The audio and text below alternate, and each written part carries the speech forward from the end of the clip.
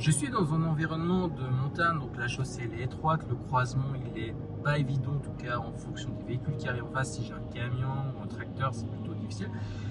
La règle, c'est de pouvoir m'arrêter donc sur la moitié de la distance de visibilité. Donc là, ce qui est important dans des virages comme ça, c'est toujours de faire ce qu'on appelle des balayages, d'aller chercher le plus loin possible. Et puis là, comme j'ai un virage qui part sur la droite, je vais regarder le plus loin possible. Je vois qu'il y a un panneau danger vache. Et puis là encore toujours, je dois pouvoir m'arrêter sur la moitié de la distance de visibilité.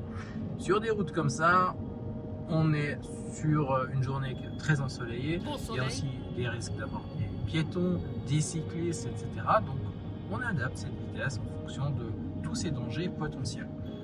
Sur des routes comme ça, c'est naturellement la règle de priorité droite qui prime, étant donné qu'on est sur des routes secondaires.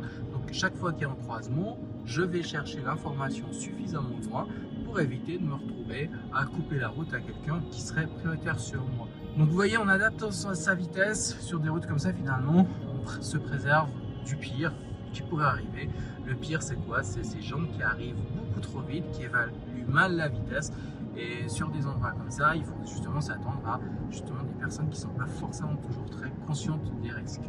Réserve ton cours de conduite dès maintenant en ligne sur passetonpermis.ch. Voiture automatique, voiture manuelle, cours mobilité réduite, permis remorque, permis taxi.